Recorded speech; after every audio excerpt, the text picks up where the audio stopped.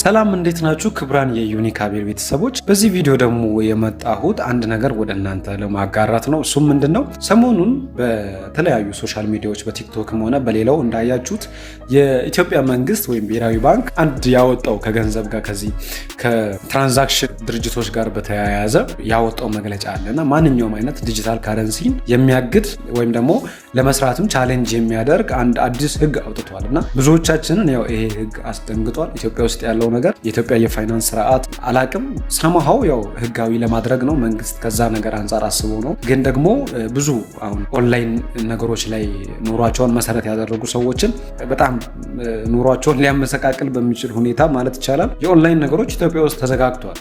ባይናንስ ላይ ብትሄዱ ባይናንስ አይሰራም፣ አሁን ፒቱፒ ምናምን አይሰራም ኢትዮጵያ ላይ እና እነዚህ ችግሮች ምንድነው? አሁን ይህንን ችግር አሁን በዘላቂነት ምንድነው ሊፈታልን የሚችለው?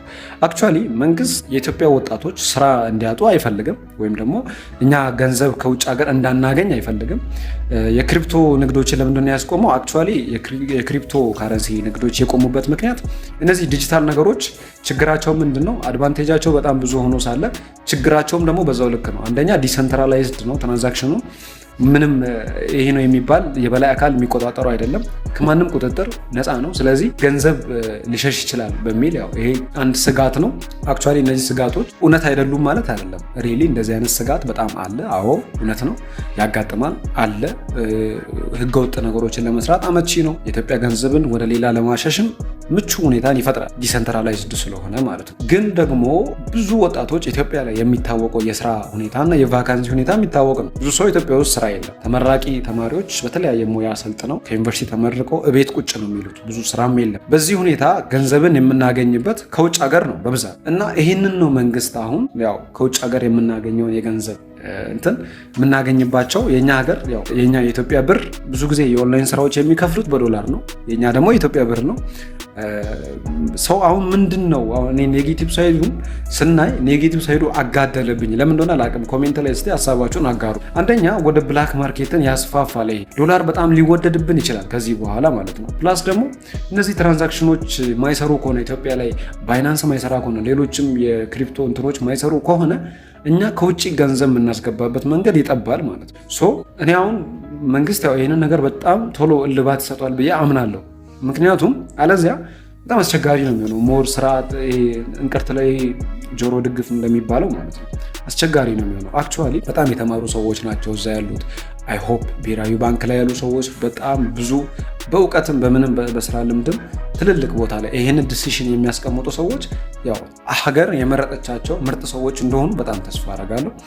ነውም ደግሞ ሪያሊቲው እና እነሱ ይህንን ነገር የሆነ እልብ ማለት የሆነ ሶሉሽን ሳይፈጥሩ ኢትዮ ቴሌኮም በኩል ሆነ በሌላም በምንም አይነት ሚንስ የሆነ ደግሞ የኢትዮጵያ ወጣቶች ስራን የሚሰሩበትን መንገድ ይፈጥራል።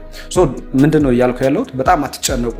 በዚህ ነገር ላይ እየሰራችሁ ከዚህ በፊት በዛ ወይ መንገድ ገንዘብ እያገኛችሁ የተቋረጠባችሁ ልጆች በጣም አትጨነቁ። ከመጠን በላይ መጨነቅ አያስፈልጋችሁ። ምክንያቱም መንግስት ያሻሽላል ይህንን ነገር። እኔ በእርግጠኝነት በጣም ይሻሻላል ብዬ ተስፋ አድርጋለሁ። ወይም ደግሞ የሆነ አማራጭ ይሰራልናል ይከፈትልናል ብዬ አምናለሁ። እስከዛ ድረስ ደግሞ እኔ አንድ ነገር ትልቅ ቲፕ ዛሬ የምሰጣችሁ በቃ ለኛ ትልቅ የገቢ የማይቋረጥ ገንዘብ ለኛ ሊሰጠን የሚችለው ጉግል አድሴንስ ነው።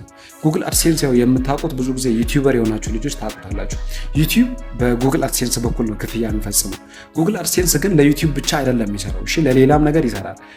የሌሎችንም የኦንላይን ፔመንቶችን ይዞ ወደ ብሔራዊ ባንክ መላክና ከዛ በኋላ ወደ አካውንታችሁ ተመንዝሮ መግባት ይችላል ማለት ነው። ሶ ጉግል አድሴንስ ያንን ማድረግ ስለሚችል ለጉግል አድሴንስ አካውንት እንዴት እንደምትከፍቱ ጉግል አድሴንስ ላይ ከሌላ ነገር ላይ የሰራችሁትን ብር በጉግል አድሴንስ ያው ስፔሲፊክ ነው ሞር ጉግል አድሴንስ ቢሆንም ግን አስተማማኝ ነው። አሁን ላይ ባለው በጣም እኔ አሁን ለምሳሌ የዩቲዩብ ክፍያዎች በጉግል አድሴንስ ነው የምቀበለው። አድሴንስ አካውንት አለኝ።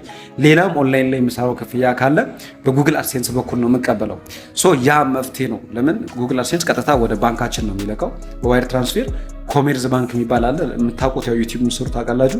ከዛ ባንክ ቀጥታ ወደ አካውንታችሁ ሲገባ 3 ቀን 2 ቀን ይቆያል። ብሔራዊ ባንክ ያየውና የብሩ ምንጭ አጣርቶ ምናምን ህጋዊ ነው የሚሆነው ማለት ነው። ስለዚህ ያንን መንገድ ብትከተሉ አሪፍ ነው የሚሆነው ማለት። በጉግል አድሴንስ በኩል ክፍያ ለመፈጸምና ለመቀበል ብትሞክሩ ጥሩ ነው የሚሆነው። የጉግል አድሴንስ ችግር ምንድነው?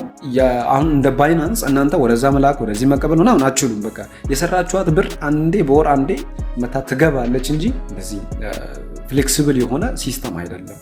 ያ ችግር ነው። ግን ያው ምንም ከባዶ ይሻላል በሚል ምንም ካለማግኘት ደግሞ ይሻላል በሚል ጉግል አድሴንስን እንደ አማራጭ ብትጠቀሙ። ምክንያቱም ነገሮች ትንሽ ሃርድ ሆነዋል አሁን መረዳት በምንችለው መልኩ ማለት ነው። ስለዚህ ይሄን ነገር ይፈታል፣ መንግስት ይፈታዋል ብዬ ተስፋ አደርጋለሁ። አትጨነቁ። በጣም ብዙ በተለይ ትሬደሮች ምናምን ብዙ ስትረስ ውስጥ እየገባችሁ ያላችሁ ልጆች አላችሁና በመወሪ ይሄ ሁሉ ነገር የሚስተካከል ይመስለኛል። አይሆፕ ምክንያቱም ይሄ ሁሉ ወጣት ይሄ ሁሉ ሰው ኦንላይን ላይ በሚሰራበት ጊዜ ይሄ ነገር ሀፕን ማድረጉ ትንሽ ቦሪንግ ነው፣ ግን ደግሞ ይስተካከላል በሚለው እንያዘው። ይሄ ቻናል ጠቃሚ ነገሮችን ጠቃሚ ቲፖችን ወደ እናንተ የምናደርስበት ነው።